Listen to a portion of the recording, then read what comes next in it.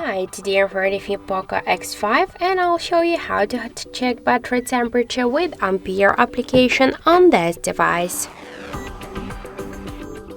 So first we should open the Play Store app and just get the Ampere app from the Play Store. That's why just in the search we'll enter the Ampere and now we should get this application. That's why tap to install and wait a couple of seconds.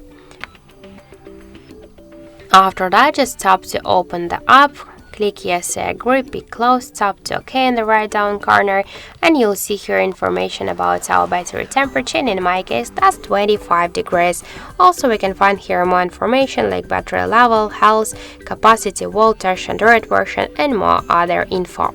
So thank you for watching, and if you find this video helpful, don't forget to leave a like, comment and to subscribe our channel.